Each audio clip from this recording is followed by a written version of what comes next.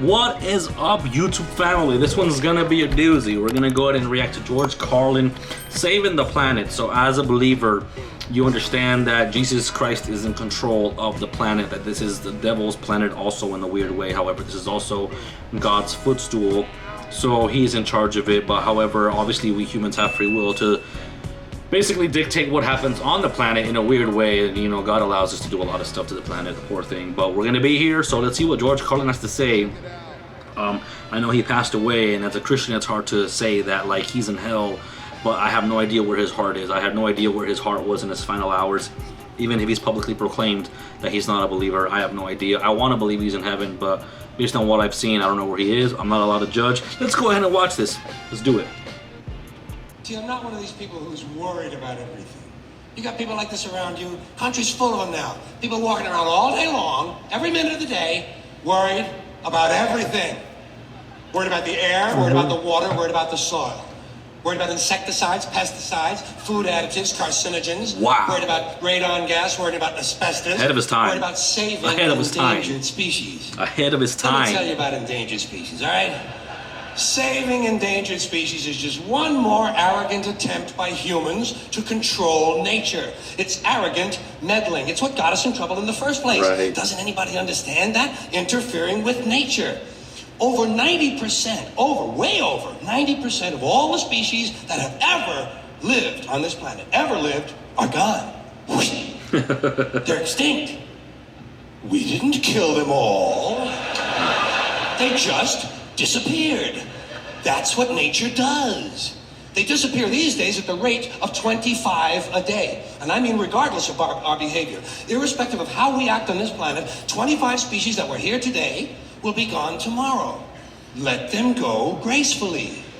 Leave nature alone. Haven't we done enough? It's so self-important. Oh man, it's true. He's right. Save the trees, save the bees, save the whales, save those snails. And the greatest arrogance of all, save the planet. What? Are these fucking people kidding me? Save the planet? We don't even know how to take care of ourselves yet. We haven't learned how to care for one another. We're gonna save the fucking planet? I'm getting tired of that shit.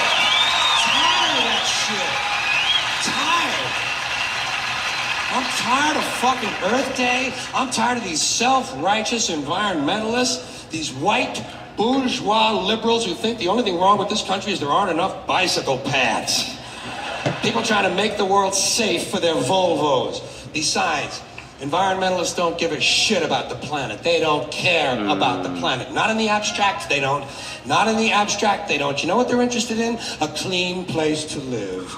Their own habitat. They're worried that someday in the future they might be personally inconvenienced. Narrow, unenlightened self-interest doesn't impress me. Besides, there is nothing wrong with the planet. Right. Nothing wrong with the planet. The planet is fine.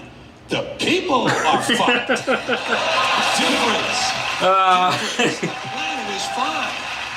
Compared to the people, the planet is doing great. It's been here 4.5 billion years. Do you ever think about the arithmetic? Planet has been here 4.5 billion years. We've been here, what, 100,000? Maybe 200,000? And we've only been engaged in heavy industry for a little over 200 years. 200 years versus 4.5 billion. And we have the conceit to think that somehow we're a threat, that somehow we're going to put in jeopardy this beautiful little blue-green ball that's just floating around the sun. The planet has been through a lot worse than us. Been through all kinds of things worse than us. Been through earthquakes, volcanoes, plate tectonics, continental drift, solar flares, sunspots, magnetic storms, the magnetic reversal of the poles, hundreds of thousands of years of bombardment by comets and asteroids and meteors, worldwide floods, tidal waves, worldwide fires, erosion, cosmic rays, recurring ice ages. This guy's on one. Some plastic bags and some aluminum cans are going to make a difference. The planet. Oh man. The planet isn't going anywhere. We are. We're going away. Pack your shit, folks. We're going away. Pack and we won't leave much of a trace either. Thank God for that. Right. Maybe a little styrofoam. Maybe. Little styrofoam.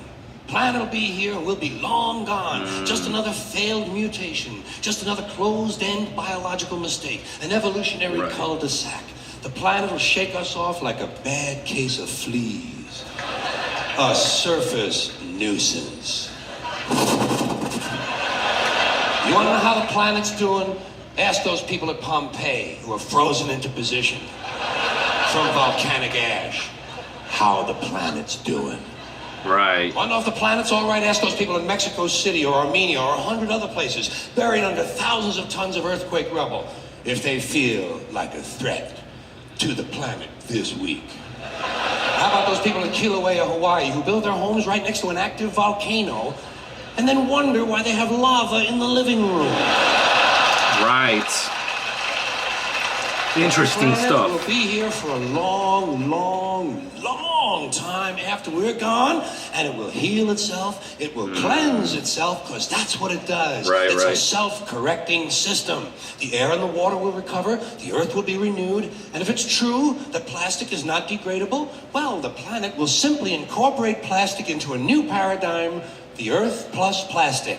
Right. The earth doesn't share our prejudice towards plastic. Plastic came out of the earth. The earth probably sees plastic as just another one of its children. Could be the only reason the earth allowed us to be spawned from it in the first place. It wanted plastic for itself. Didn't know how to make it. Needed us. Could be the answer to our age-old philosophical question, why are we here? Plastic.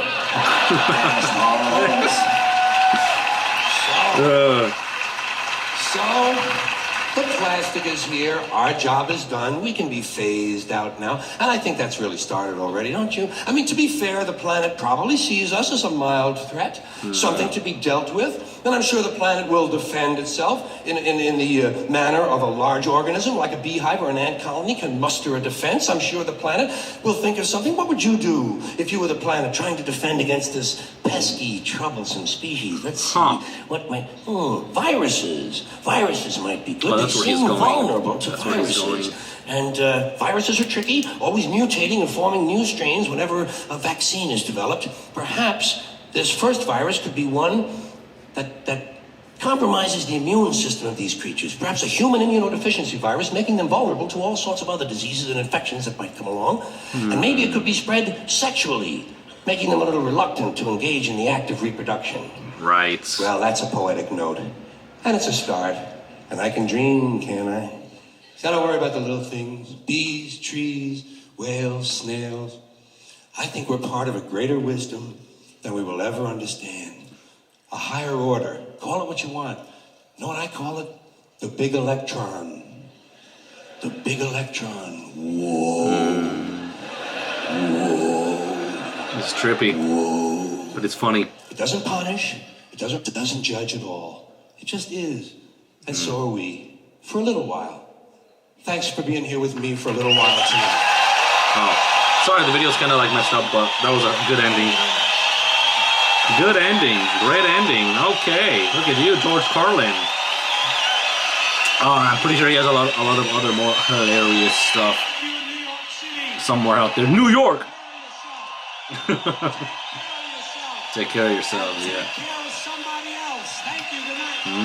Take care of somebody else. All right, loving her neighbor, I suppose. That's a good way to end it. That was great. George Carlin is hilarious. That was awesome. It was very sad, but that homeboy was ahead of his time. But I get it, being in Hollywood and being exposed to the devil's playground when you're in Hollywood. I guess you get to see things prematurely. So who knows what other stuff he knew before he died, but he was ahead of his time.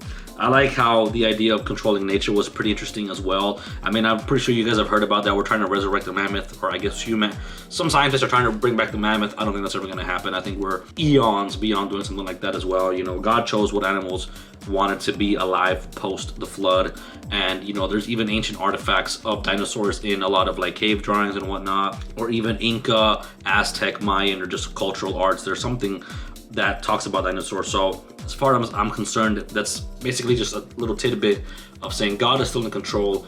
Humans have free will. What we choose to live and die in terms of species, you know, we have a hand in as well, and God is fully aware of that. But yeah, no, he's right. Humans try to control nature way too much, and that includes animals. But I like what he said about all these animals dying and that we didn't kill them all.